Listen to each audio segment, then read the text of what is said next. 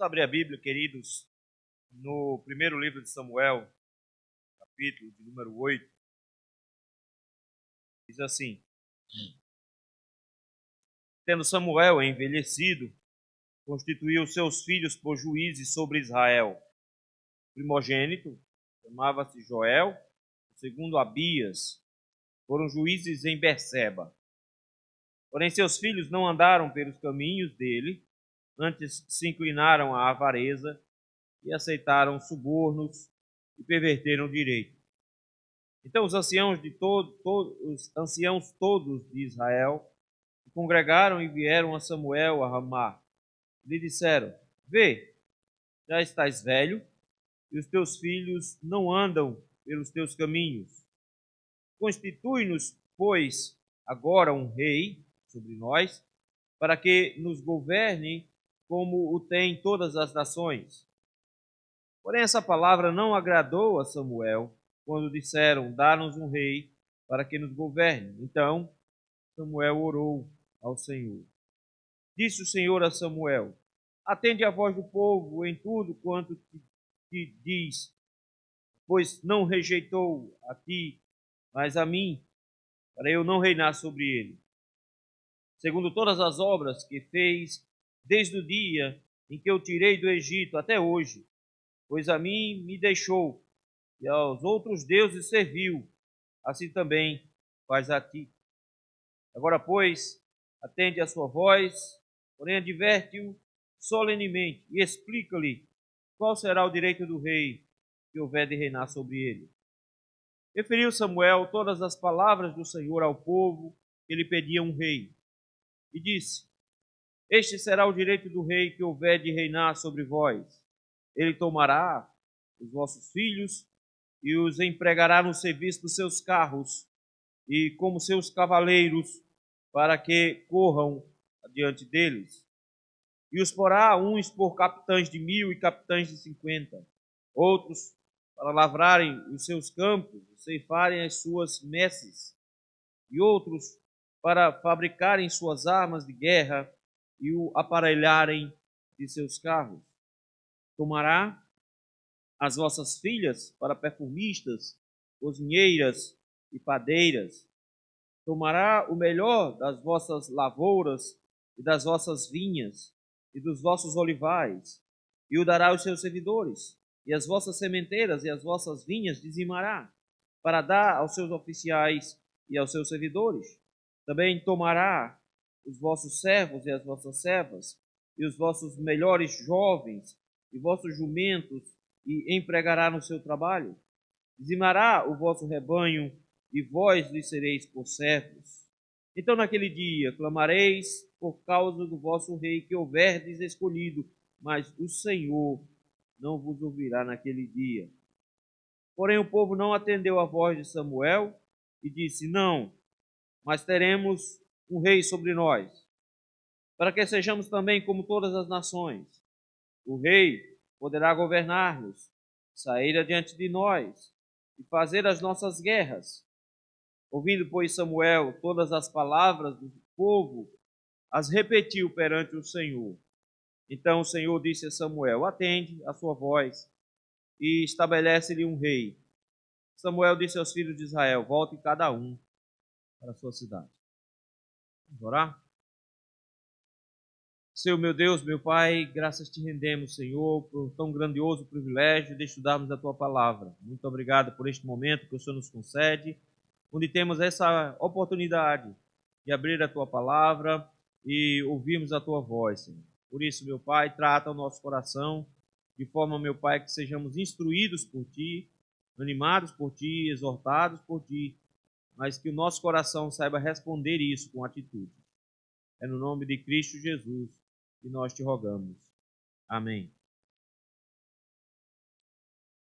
Irmãos, a nossa vida é para tomar decisões. A gente toma decisões 24 horas por dia, o tempo todo. Algumas decisões são importantes, outras nem tanto. Algumas decisões têm poucas consequências, outros têm consequências eternas. Mas decisões a gente toma o tempo inteiro. Por exemplo, vocês precisaram tomar a decisão hoje de manhã se levantava ou não da cama, ou se ia da cama mesmo ficar assistindo pela televisão. Alguns tomaram essa decisão, outros tomaram uma outra, de vir, de se arrumar e trocar de roupa e assim por diante. Uma questão de peso do que eu acho que realmente é importante que eu devo fazer. Outras decisões foram bem simples. O que tomar de café da manhã, ou se iria tomar café da manhã, que roupa usar e assim por diante. Nós vamos entender que decisões nós vamos tomar, que até não tomar uma decisão já é uma decisão. Mas o que é que nós não podemos nos livrar? Das consequências das decisões que nós tomamos. E às vezes nós tomamos decisões erradas. E quando nós tomamos decisões erradas, essas consequências, dependendo da decisão, serão graves. Elas serão não só para a vida toda, mas em alguns casos, para a eternidade inteira. Por isso, nós vamos ficar atentos para quais são os fatores que nós levamos em consideração na hora de tomar uma decisão. Porque pode ser que os motivos pelos quais nós estamos tomando determinada decisão seja por os motivos errados. O capítulo 8 de 1 Samuel mostra o povo de Deus, mais uma vez, tomando uma decisão errada. Mas dessa vez, uma decisão errada que terá proporções muito maiores do que eles esperavam que ia ter naquele momento. O texto nos disse que, de repente, o povo se lembrou da adoração no capítulo número 7. Após 20 anos da arca do Senhor deixada no Kiriat Jearim, o povo se lembrou do Senhor, se arrependeu, e Samuel trouxe o povo de volta para a presença de Deus. O povo se arrependeu de seguir a ídolos e assim por diante, e o Senhor corrigiu de tal forma que, enquanto Samuel ainda estava prestando o sacrifício, Deus já tinha perdoado o povo e já estava lutando pelo povo. Expulsou os filisteus de perto, devolveu algumas cidades para Israel, e aí a gente pensa, então ficou tudo bem, porque Israel agora tem de novo um líder. Samuel é um juiz em Israel. Samuel agora acumula 3 ofícios, nós vimos isso semana passada. Ele é sacerdote, desde lá de trás, ele se tornou um profeta quando falou com Eli, e ele agora também é um juiz, ele governa sobre Israel. Mas o capítulo 8 começa 25 anos depois. Passaram-se 25 anos, o povo mudou, as pessoas estão diferentes, a situação já é um pouco diferente. É tanto que a primeira informação que nós temos logo no capítulo 8 é Samuel envelheceu. Samuel envelheceu. Não parece que Samuel é tão velho assim. Se você for fazer as contas aí, Samuel tem uns 60 anos ou um pouquinho mais. Você pode pensar assim, não é tão velho assim. É tanto que ele ainda vai viver algum tempo ainda para frente. Ele vai pegar ainda o período de Davi como rei ainda de Israel. Mas o que acontece aqui, na verdade, é que Samuel mesmo já tinha se tocado disso. O próprio Samuel já tinha visto que a velhice estava chegando. Vejam que o método dele de governar era um método itinerário. O versículo de número 16 do capítulo 7 diz que ele ia para Betel, Gilgal, Mispa e morava em Ramá. Então ele ficava fazendo o itinerário para julgar. No entanto, a idade parece que já tinham alcançado e ele tomou uma decisão. A decisão dele foi estabelecer os filhos dele como juiz. Mas aí de cara nós já temos um problema bem sério aqui nessa decisão. É que a última vez que alguém tentou tornar um juiz algo hereditário, deu muito errado. Gideão disse, não, eu não quero ser rei entre vocês, não. Ele fez uma estola sacerdotal, colocou o nome do filho Abimeleque, filho de um rei. Ele não queria ser rei. E quando Abimeleque cresceu, ele entendeu que deveria substituir o pai e fez uma desgraça. Os irmãos lembram disso? Ele matou cidades inteiras. De forma que Samuel deveria lembrar que o juizado em Israel não era algo hereditário, não se passava de pai para filho. Mas tudo bem, vamos dizer que era uma providência a ser tomada. O problema eram os filhos de Samuel. O versículo de número 1 diz que ele tinha 2 filhos, aliás, o versículo 2 diz que ele tinha 2 filhos, o nome de um dos filhos era Joel, o nome do outro era Abias, e eles foram colocados como juízes na região de Beceba. Vejam que Samuel tem uma região muito específica onde ele caminha, entre Ramá, Betel, Gigal e Mispa, e eles foram colocados como juízes numa região vizinha, na região de Beceba. Qual é o problema? Samuel não conseguiu criar os filhos nos caminhos do Senhor de forma adequada. Há quem olhe para esse texto aqui e tente dar uma explicada na situação. Diz, não, o que aconteceu é que pode ser porque Samuel andava muito, né? Samuel ficava andando para cima e para baixo, ele tinha descuidado um pouco na criação dos filhos, ou alguma coisa desse tipo. Não, o que acontece com todas as letras é que o texto diz que eles não andaram no caminho de Samuel. Talvez Samuel tenha convivido demais com Eli, e desde a tenridade, 5 anos mais ou menos, lembram? Ainda bem pequenininho, namorando com Eli, não tem aprendido direito como é que se cria filhos, e tenha criado os filhos muito parecidos com Eli criou. E isso foi um estrago, porque o texto nos diz que os filhos deles eram maus.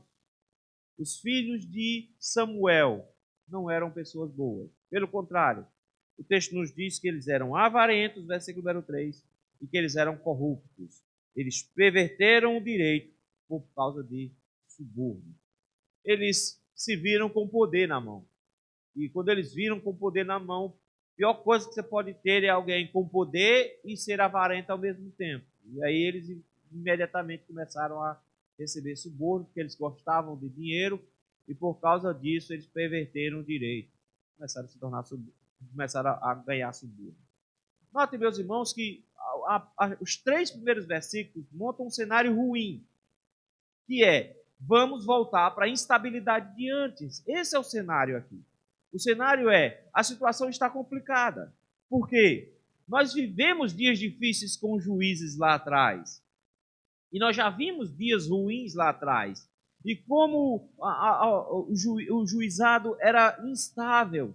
De novo está acontecendo isso, porque enquanto Samuel está como juiz de Israel, está dando tudo certinho, Deus está abençoando, os filisteus estão longe, ok, está tudo bem, está tudo certinho. Mas agora Samuel está saindo de cena. Agora os filhos de Samuel estão assumindo, e os filhos de Samuel não são figuras adequadas. Israel, então, resolve tomar uma decisão. É uma decisão importante. Mas por conta de ser justamente uma decisão importante, eles têm uma série de passos que mostram que a decisão era errada. Como é que se toma uma decisão como essa? Uma decisão que vai ser errada. Como é que se toma uma decisão assim? Em primeiro lugar, você toma uma decisão errada quando você começa a não considerar o que Deus diz, mas considerar como os outros fazem. Quando você começa a olhar para as nações vizinhas e começa a ver nos povos vizinhos, naqueles que não servem ao Senhor, um modelo para que você tome as decisões da sua vida. É isso que eles fazem. O texto nos diz, versículo número 4, que os anciãos de Israel, os presbíteros de Israel, se congregaram, se juntaram todos, a gente não sabe a quantidade, e eles vieram então até Samuel, na cidade de Ramá, que era onde Samuel morava. Note, meus irmãos, que o que Israel era até aquele momento era um conglomerado de tribos, era basicamente isso. Era um grupo de tribos que viviam isoladas, cada um na sua vida, e que vez ou outra uma interferia na vida da outra, mas que no geral era cada um por si e Deus por todos. É tanto que os juízes não eram nacionais, os juízes eram regionais, eles não reinavam sobre todos os campos. A não ser Samuel, que teve uma influência maior, os outros eram somente de regiões tribais. De forma que o texto chega aqui e diz que esses homens todos, de toda a região, se juntaram. Eles todos têm um propósito único agora, e eles vão até Ramá porque eles têm um pedido para fazer a Samuel.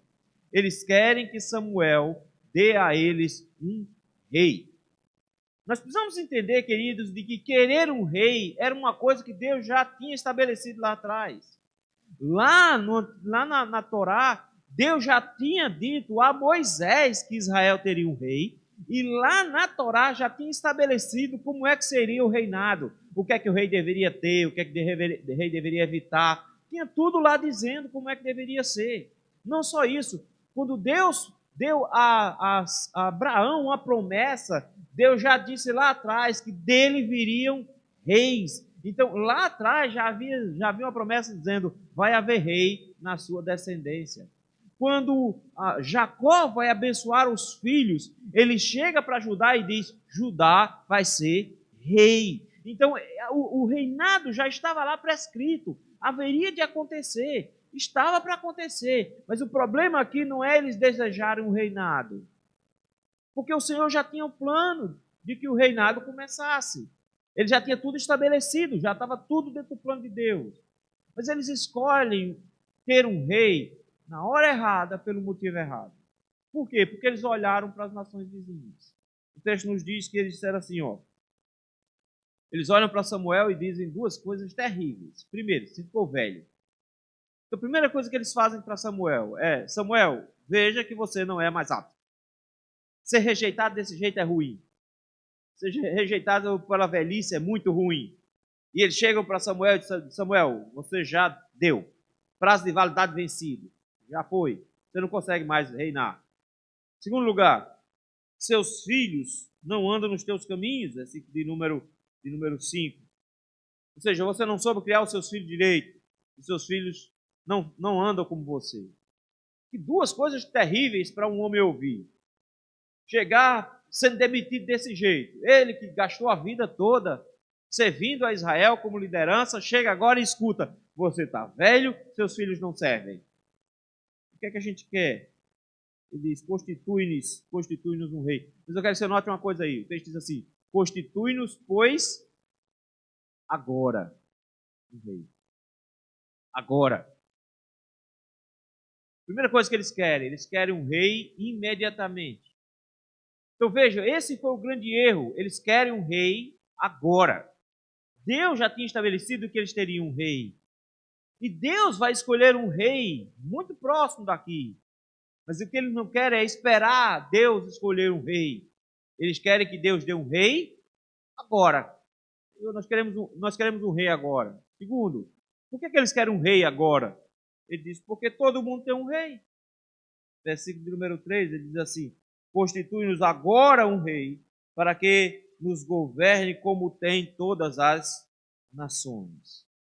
Nós queremos um rei, como todo mundo tem um rei. E como todo mundo tem um rei, nós não queremos esperar mais. Porque nós já estamos prevendo que vai haver um período de instabilidade. Você já está velho, não consegue mais dar conta do país. Os seus filhos não são bons como você. A gente precisa resolver o problema agora. Notou que eles estão tentando fazer uma antecipação de um problema e uma antecipação de uma solução. A decisão está sendo tomada previamente, porque eles simplesmente olharam para os vizinhos e disseram: o modelo deles é bom, nós queremos o mesmo modelo para nós. O que eles achavam que ia acontecer aqui? É que assim que Samuel fechasse os olhos, Israel iria entrar num novo ciclo de violência, de agressão, de guerras. Eles não tinham se livrado ainda dos inimigos do lado, principalmente dos filisteus. O texto nos disse, no capítulo número 7, que os amorreus, versículo 14, estavam em paz com eles, mas os amorreus estavam lá, esperando qualquer oportunidade.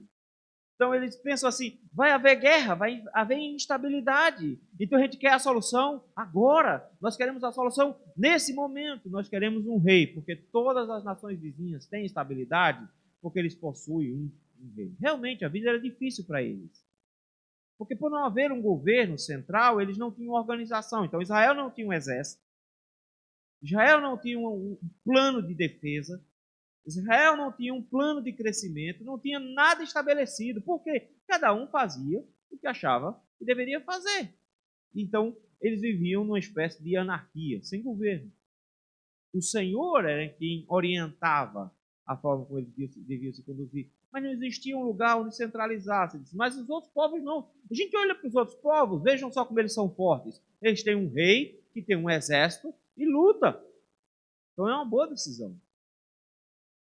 Queridos, em primeiro lugar, quando o povo de Deus resolve tomar decisões precipitadas, porque o mundo está tomando determinada decisão, nós tomamos a decisão errada. Primeira coisa que a gente precisa lembrar aqui: nós não podemos, como igreja, tomar decisões com base na forma como o mundo decide. Se o mundo achar que as coisas têm que ser de determinada maneira, a igreja do Senhor não pode abraçar esse modelo para tomar as decisões locais. Mas, infelizmente, essa influência do mundo, ela é muito sentida dentro da igreja. Porque a gente olha e diz, não, pastor, o mundo mudou, as pessoas hoje são diferentes. Veja só, nós não podemos ser quadrados e antiquados. As nossas decisões têm que ser com base no que o mundo está passando. Olha como o mundo pensa agora. Por que eu estou me lixando para o que o mundo pensa? Nós precisamos entender de uma vez por todas que nossas decisões, quando tomadas, tomando como base a forma como o mundo está pensando, já é de cara o primeiro passo para ser uma decisão errada. Será uma decisão errada. Criou-se no mundo um negócio chamado igrejas amigáveis. O que são igrejas amigáveis? Igrejas amigáveis são igrejas que estão interessadas em trazer as pessoas para dentro dela com base na amizade. E a ideia é, vamos tornar as nossas igrejas o mais acolhedoras possíveis. Ok, eles não estão pensando em apertar a mão do visitante e cantar, visitante, seja bem-vindo. Eles não estão pensando nisso. Eles estão pensando em modificar a pregação, modificar a forma como louvam, modificar a forma como se reúnem, modificar toda a linguagem da igreja para que as pessoas gostem da igreja. E o Senhor nos lembrou com muita clareza que quem quer ser amigo do mundo constitui-se inimigos de Deus. Um outro grupo tem a proposta de ser uma igreja relevante. O que é uma igreja relevante? Uma igreja relevante é aquela igreja que faz diferença na sociedade. Mas para fazer diferença na sociedade, eles precisam também abrir mão da pregação, abrir mão do culto, abrir mão de um monte de coisa para que possam ser relevantes para a sociedade. Queridos, quando a igreja toma uma decisão pautada no que o mundo quer, no que o mundo deseja, nós já estamos tomando uma decisão errada. Já é uma decisão errada. Pessoalmente, nós fazemos a mesma coisa. Nós tomamos a decisão, as decisões particulares da nossa vida, decisões importantes, com base no que o mundo diz que é certo. A Bíblia chega e diz, cuidado com quem você se relaciona, cuidado com o jugo desigual, porque o jugo desigual vai destruir a sua vida, vai destruir a sua família, vai acabar com a vida dos seus filhos, vai trazer dificuldade na forma como você vai criar os seus filhos. Você vai ter muito problema com isso no futuro. Não façam isso. Não dá para juntar essas pessoas e de repente nós olhamos para o mundo e o mundo diz, o que é que tem? Que preconceito, que bobagem. Se eles se amam, se está tudo certo com eles, eles querem, deixa os bichinhos. Não é assim que a gente faz? Queridos, nós olhamos para o mundo e perguntamos, como é que você quer que eu trabalhe? Nós olhamos para o mundo e perguntamos, o que é que você quer que eu estude? Nós olhamos para o mundo e perguntamos, o que é que você quer que eu adquira? Nós olhamos para o mundo e perguntamos, o que é que você quer que eu tenha como projeto de vida? Nós olhamos para o mundo e perguntamos as coisas e achamos que, andando conforme as decisões do mundo, nós estamos trilhando um bom caminho. Como criar os filhos? Pergunta para o mundo. O mundo vai chegar e dizer para você, não traumatize os bichinhos, não. A quem você vai ficar traumatizando? Não faça isso. Veja só a sua vida. Você está aí todo doido, cheio de trauma por causa dos seus pais. Não repita o mesmo erro. Trata os bichinhos diferente. Aí cria uns demônios espalhados pelo mundo. Ou seja, meus irmãos, nós perguntamos para o mundo como é que a gente tem que ser. Mas quando nós tomamos decisões pautadas no que o mundo está fazendo, a decisão já começou a ser uma decisão errada. Mas, em segundo lugar, nós não levamos em consideração como é que Deus quer que nós tomemos a decisão. E quando nós queremos tomar uma decisão pautada no mundo, nós, em segundo lugar, nós rejeitamos o governo de Deus. Vejam aí, versículo número 5. Aliás, versículo número 6.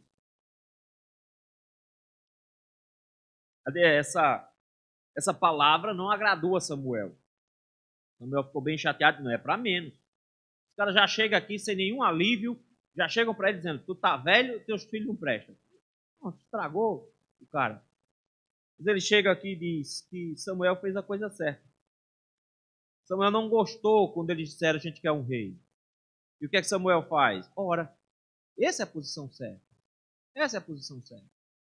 E de repente o Senhor nos lembra que o problema de decisões erradas é porque a gente está abandonando a vontade de Deus. E quando nós abandonamos a vontade de Deus para fazer a vontade dos homens, nós seguimos um padrão de pecado.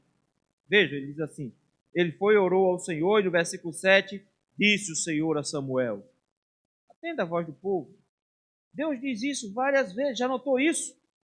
Deus diz isso várias vezes, atenda a voz do povo.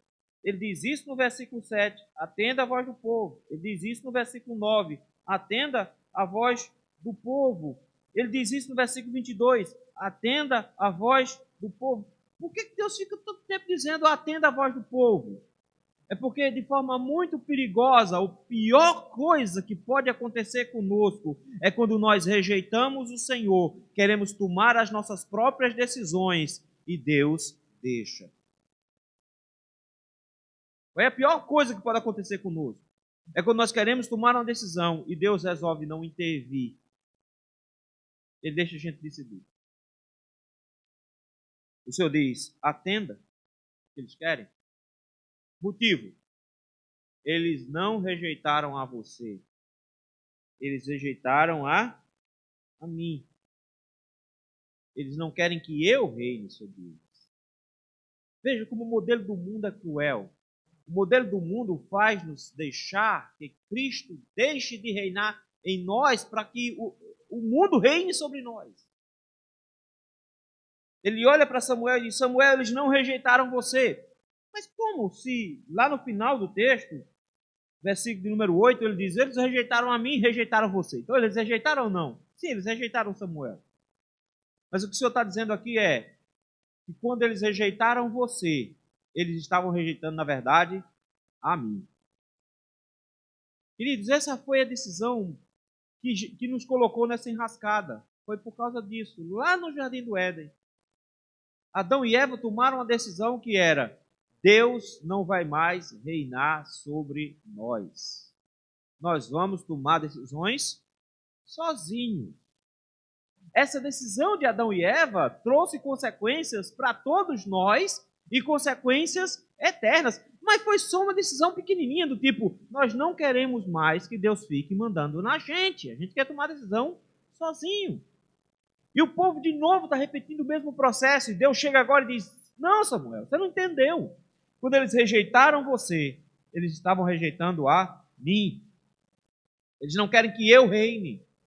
Porque eles acham que a forma como Israel está se organizando é culpa minha. O que estava acontecendo com Israel? Idolatria.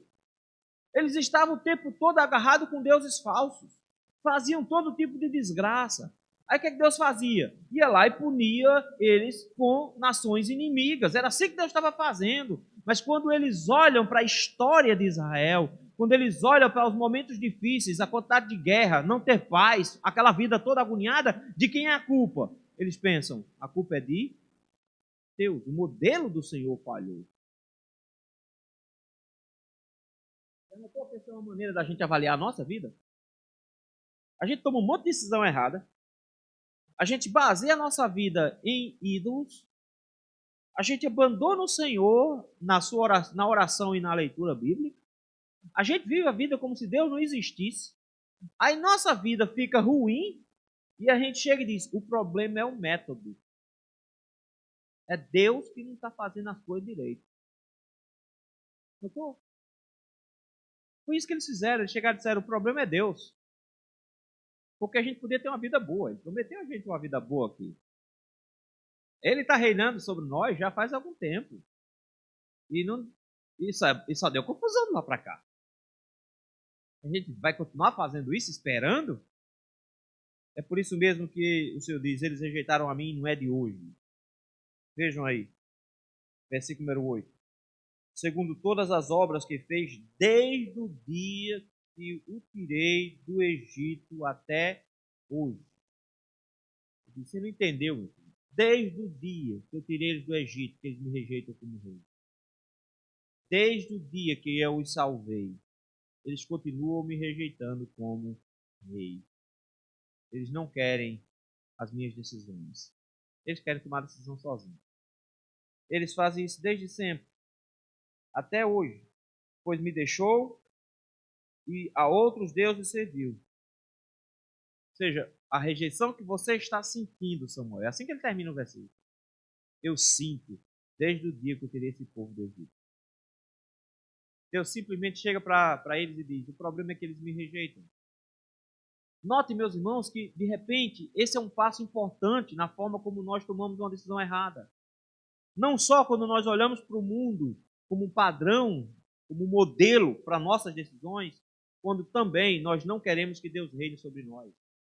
E Deus estabelece como é que tem que ser a família, como é que tem que ser o marido, como é que tem que ser a mulher. A gente chega e diz: não, Senhor, esse modelo é muito velho, é muito antiquado, não funciona mais assim. Nós vivemos em pleno século XXI, as coisas mudaram, nós temos muita tecnologia, temos muitos estudos, muita gente inteligente hoje. O pessoal de hoje é muito mais inteligente que o pessoal do passado, de forma que nós hoje sabemos exatamente como é que a família tem que ser.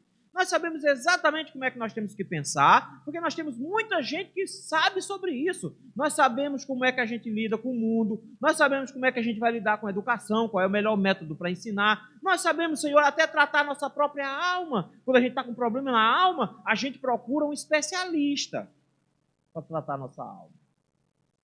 Então nós temos todas as respostas. Nós não precisamos que o Senhor reine. Quando a igreja de Cristo se cerca de especialistas, de sabedoria do mundo, a igreja de Cristo abandona a sabedoria de Deus e o reinado de Deus. Esse é o perigo, meus irmãos, dessa decisão ruim. É quando, primeiro, nós olhamos para o mundo. Segundo, quando nós deixamos de seguir a Deus como nosso rei. Terceiro, quando nós não ouvimos advertências. Quando Deus nos dá uma advertência e a gente ignora. Veja aí, versículo número 9. O Senhor diz: faça isso, Samuel. Dê a eles um rei. Mas, veja só, não dá um rei para eles, simplesmente chega lá e dá um rei para eles. Você vai fazer o seguinte: solenemente você vai adverti-los. Note que isso aqui não é uma simplesmente só, presta atenção na vida. Não está fazendo isso, não. Isso aqui é aquela famosa conversa ao pé de ouvido de pai para filho. Já viu? Vem cá. Senta aqui, vamos ter uma conversa. Essa conversa oficial é solene. Eles vão lá de frente a eles, explique todos os direitos do rei e os advirta. Veja como Deus é bom. Eles querem tomar uma decisão sem levar Deus em consideração, levando o mundo em consideração, mas mesmo assim Deus chega e diz: eu preciso que vocês saibam o que é, onde é que a decisão que vocês estão tomando vai levar. Não é que os pais fazem isso com a gente? Chega uma hora que não dá para o pai tomar a decisão mais para o filho. Chega uma hora que a gente chega para o menino e diz: menino, larga o celular. E ele tem que largar, porque a gente está dando uma ordem. Como é que eu faço isso com um granjejão de 25 anos? Larga o celular. Não dá mais. Não dá mais. Eu não tenho mais como chegar para ele e dizer: a minha ordem é essa. Mas isso não me impede de chegar para ele dizendo: vejam só as consequências do que vai acontecer no futuro. Chega uma hora que o papel dos pais é agora orientar, mostrando o futuro. E os pais enxergam o futuro melhor do que os filhos. Porque eles já viveram mais tempo do que os filhos. Os filhos precisam entender isso. Por mais idoso que você já seja, seu pai ainda é mais. Então ele tem mais experiência nesse sentido. E o Senhor faz exatamente a mesma coisa. Ele diz: eu preciso dizer para vocês o que é que vai acontecer. E aí, a partir do versículo número 10, Samuel vai e diz tudo o que o povo precisava ouvir. E o texto repete: porque o povo está pedindo um rei. Vocês querem um rei, vocês vão ter um rei. Mas vocês precisam entender, versículo 11, quais são os direitos que um rei possui. O Senhor está dizendo: mudança de regime de governo requer algumas responsabilidades. Agora eu quero que você note uma coisa aí. A quantidade de vezes que aparece a palavra tomara. O rei tomará. O rei tomará. O que o Senhor está dizendo do versículo 11 até o versículo número 18 é: vocês não têm nada a ganhar. A decisão que vocês estão tomando vai fazer com que vocês percam tudo. Porque o rei vai tomar. O que é que o rei vai tomar? Versículo número 11. O rei vai tomar os filhos de vocês e vai empregar os filhos de vocês em carros, cavaleiros, como capitães, versículo número 12. Ele vai tomar os filhos de vocês. E ele vai transformar os filhos de vocês em escravos. Ele vai fazer os filhos de vocês lavrarem os seus campos, ceifarem as messes, fabricar armas de guerra e aparelhar os seus carros. Vocês querem um rei, vocês querem um exército, mas vocês vão perder os seus filhos na guerra. E os seus filhos vão trabalhar como escravos para o rei. Versículo número 13. As suas filhas vão ser tomadas também. Porque as suas filhas vão ser levadas para se tornarem perfumistas, cozinheiras e padeiras. Vocês não vão perder só os meninos, vocês vão perder as meninas também. Mas não só isso, vocês vão perder as coisas. Ele vai tomar a lavoura de vocês, a vinha de vocês, os olivais de vocês. Eles vão confiscar e vão dar os funcionários dele. Eles vão tomar as sementeiras de vocês e vai dizimar tudo que vocês têm para dar aos oficiais e aos servidores. Versículo de número 16. E quando você achar que não pode perder mais nada, ele vai tirar os escravos de vocês, ele vai tirar os servos de vocês, os empregados de vocês, e vai tirar os melhores jovens de vocês, e vai tirar toda a força produtiva de vocês, os jumentos, e vai empregar tudo no trabalho deles. E ele vai acabar com o seu rebanho, porque eles vão tirar o dinheiro de vocês, eles vão dizimar o rebanho de vocês, eles vão tirar os seus servos, eles vão tirar tudo. Parece que o Senhor está dizendo, vocês vão ser brasileiros. Porque quando se quer um governo de homens, você tem que entender, existe um preço a pagar, e o preço se chama imposto. Não é decisão sua, é colocado sobre a sua goela. É por isso que eu não sou um contribuinte da Receita, eu sou um assaltado pela Receita. Eu não contribuo, não. Está dizendo que vocês vão perder tudo. Para vocês terem um vislumbre do que era uma vida em Israel antes de ter rei. Você tinha uma roça, a roça era sua. Ninguém se metia naquele negócio. É claro, você tem que se virar para defender. Então você tem que ter uma espingarda boa para defender-se. Mas a roça era sua. Você plantava, trabalhava duro o ano todinho, e o que você colhia, de quem era? 100% seu. Era seu. E o que você fazia com isso que você colhia? O que você quisesse. Você podia guardar todo, você podia vender uma parte, você podia trocar com outro. O que você perdia nessa negociação? Nada. A casa era sua. Você fazia com a casa o que você quisesse. Quanto custava uma casa? O quanto você gastou para fazer. E depois o quanto você ia gastar para manter.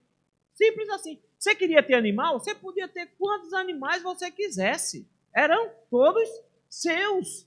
E você podia matar o boi quando quisesse, você podia vender o boi quando quisesse, era tudo seu. Eles querem um rei. Você diz, beleza. Agora, os seus filhos não são mais seus. Você não pode decidir sobre a vida dos seus filhos, porque o rei vai chegar e dizer, manda teu filho para a guerra, e você vai ter que mandar. Você tem filhas, mas as filhas não são mais suas, porque o rei vai chegar e dizer, eu preciso de cozinheira, manda ela para cá. Você tem a sua fazendinha, mas não é mais sua, porque o rei pode chegar e dizer, eu quero a sua fazenda porque eu quero dar para o general fulano de tal, saia. E você sai. Diz, você não tem mais dinheiro porque o que você produzir agora você vai ter que rachar com o governo, porque governo não produz riqueza, governo só toma a sua. Governo não produz, governo só rouba. É isso que ele está dizendo. Vocês vão ter um rei assim. A decisão de vocês tem consequências. Só que tem um detalhe. Ele termina dizendo uma coisa muito dura. No versículo de número 18. Ele diz, então, no dia que vocês se tocarem disso, vocês vão clamar a mim por causa do rei. Vocês vão orar por causa do rei. E no dia que vocês fizerem isso, eu não vou ouvir vocês. Você não é um pai falando? Você é um pai falando? Você quer ir morar fora de casa, né? Quer sair de casa, né? Pois vá. Pois vá. Agora saiba de uma coisa. Manter uma casa é caro. Você vai precisar pagar água, pagar luz. Você vai ter que pagar a sua própria internet. Comida é caro. Você vai descobrir isso também. Vai ter que se virar para comprar comida também. Se vira lá. Agora tem uma coisa. No dia que você quiser voltar para cá, eu não vou mais te receber aqui dentro de casa. Acabou. Vá. E Isso que está fazendo, não estou? Está fazendo exatamente isso. Quer casar com fulano? Vá, casa com fulano. Você já viu como é a família, você já viu como é a pessoa, você já viu que as pessoas assim, olha, quando der errado, não volta não. Não volta não, porque eu não vou acolher você aqui em casa, nem vou acolher filhos separados. Pronto, acabou. Ele está dizendo, não venha pedir arrego quando o negócio der errado. Não deu tão errado com Saul, o negócio foi meio bagunçado, mas não foi tão errado assim. Eles já viram que tinha muito prejuízo.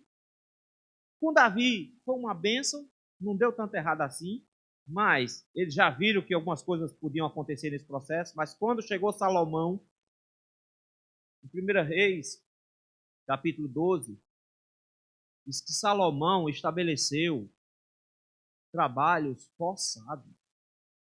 Você tem que pegar 3 meses do seu ano, largar sua casa, largar sua lavoura, largar seus animais todos, viajar e dar 3 meses de serviço de graça para o rei. O texto vai dizer a lista de coisas, de comida por dia que Israel precisava bancar. Eram bois,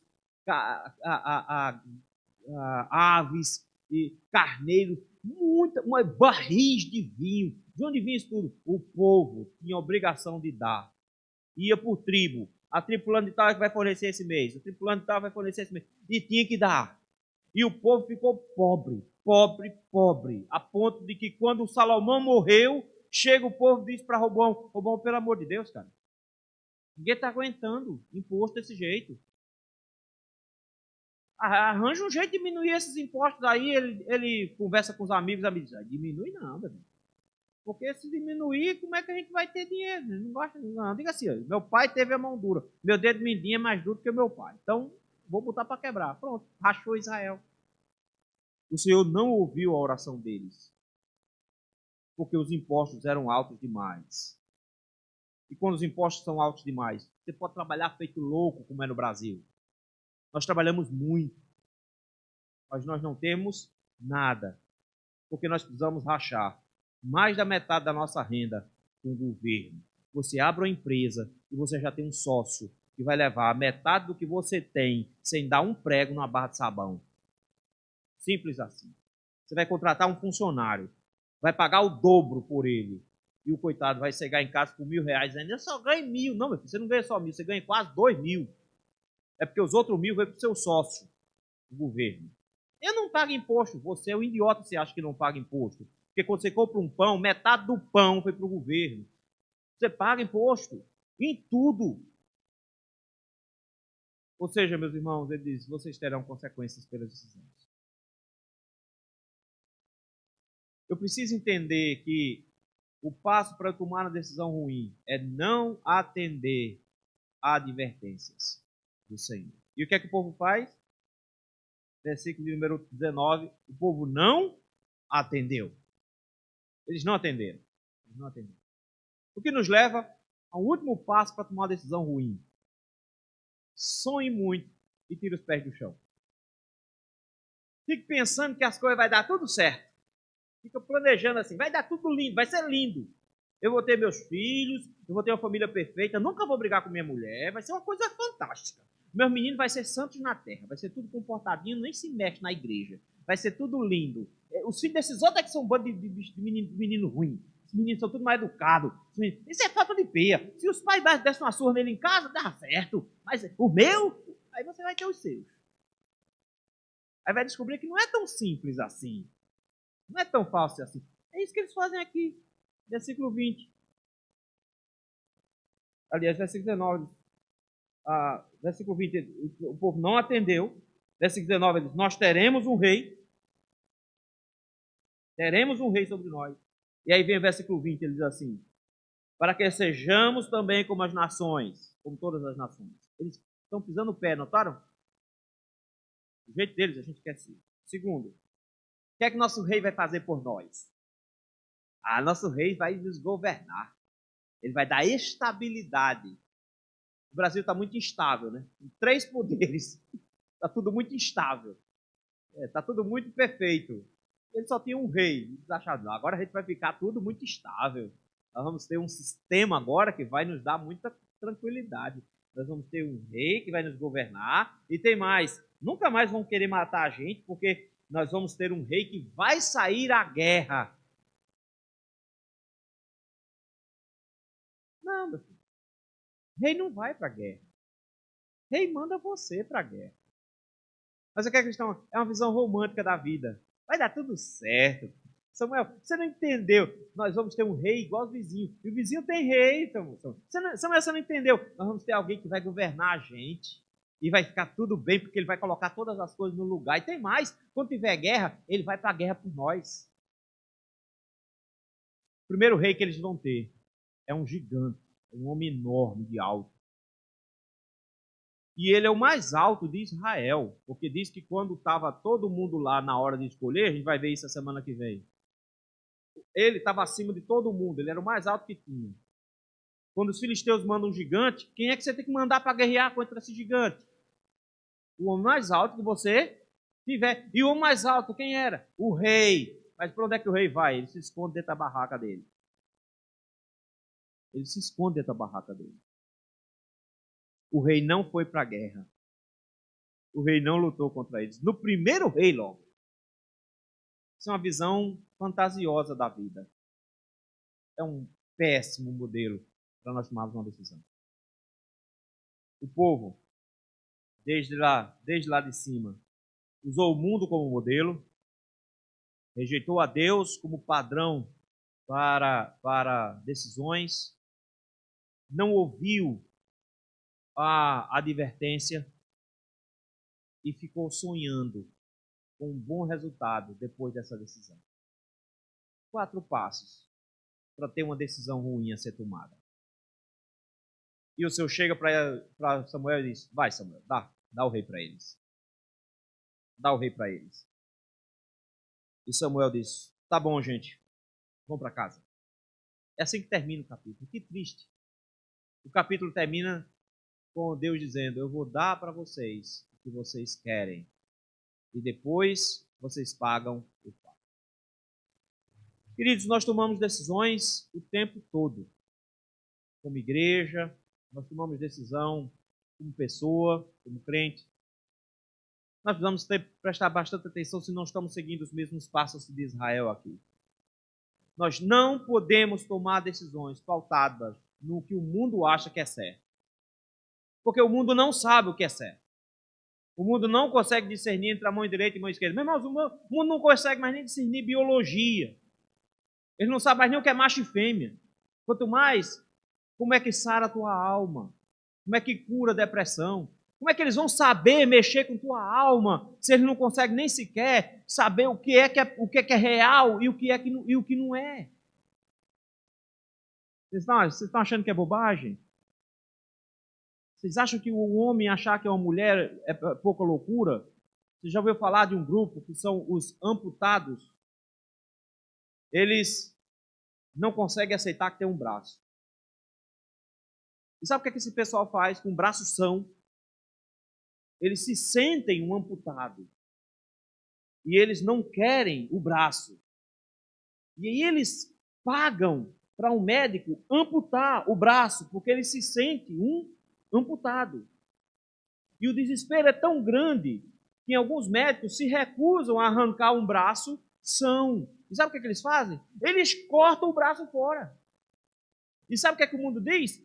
Aceite, porque os bichinhos não têm um corpo adequado porque eles querem. Qual o problema? Eu não gostar do meu braço e eu chegar lá e arrancar. Não é meu? Eu preciso entender, meus irmãos, que o mundo não sabe mais nem o que é real do que é imaginário. Eles não sabem mais nada. Mas a gente vai para o mundo e pergunta: como é que você quer que eu crie meus filhos? Como é que você quer que eu planeje minha carreira? Como é que você quer que eu gaste meu dinheiro? Me diga aí, mundo, porque vocês são inteligentes. Queridos, o povo de Deus não pode olhar para o mundo procurando padrão para tomar as suas decisões. Porque quando nós fazemos isso, nós incorremos no segundo erro, que é abandonar Deus como nosso rei. É Ele que manda na gente. A gente não manda no nosso próprio nariz. Nós não podemos tomar decisões sem perguntar a Deus se o Senhor quer ou não isso. E a gente tem que se submeter a Ele. A gente chega a dizer, Senhor, eu estou pedindo isso, mas se o Senhor não quiser me dar, paciência. Eu sei que o Senhor tem a melhor decisão. E o Senhor é meu rei. E eu preciso me submeter ao Senhor. Mas um passo quando nós tomamos, que nós não damos ouvidos, nós não queremos ouvir o Senhor, nós estamos dizendo desde Adão e Eva, eu quero tomar minha decisão sozinho, por isso não se meta. Não se meta. Ele vai fazer como todo pai, vai nos dar advertência, mas se você quiser acabar com sua vida, não escute as advertências das Escrituras. Ele vai te dar advertências sérias da forma como você deve conduzir a sua vida em cada passo da sua existência. Não escute a Deus e você vai destruir a sua vida. Você vai trazer sofrimento sobre você.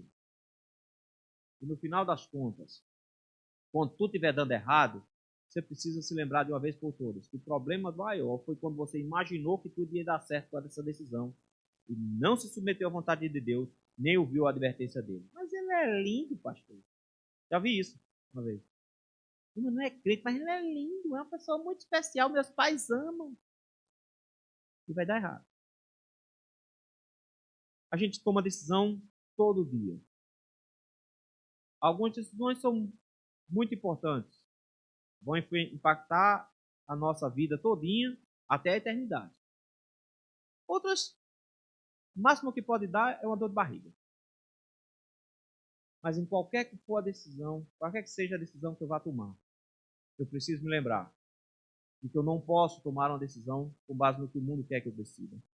Que eu não posso ignorar Deus ao tomar essa decisão.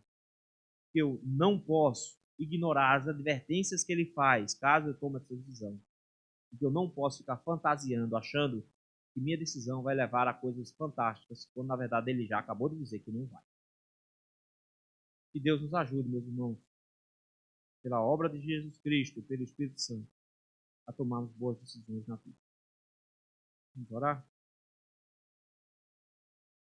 Senhor, nós somos levados a decidir todo dia.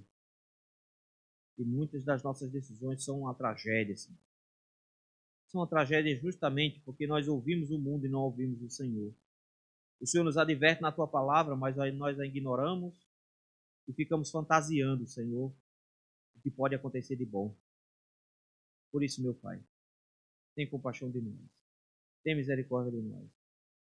Nos segura, Senhor. Nos arrasta cativos aos Teus pés, como súditos Teus, para que nós não venhamos a tomar decisões contrárias à Tua vontade. Ajuda-nos, ó meu Pai, a buscarmos na Tua palavra a orientação necessária para que venhamos a tomar decisões pautados na Tua vontade. Dá-nos, ó Senhor, um coração que está pronto para parar de sonhar e abrir os olhos quando o Senhor nos traz uma placa de alerta, para que possamos ouvir as Suas advertências. Ajuda-nos, ó meu Deus, a tomar decisões no nome de Jesus. Amém.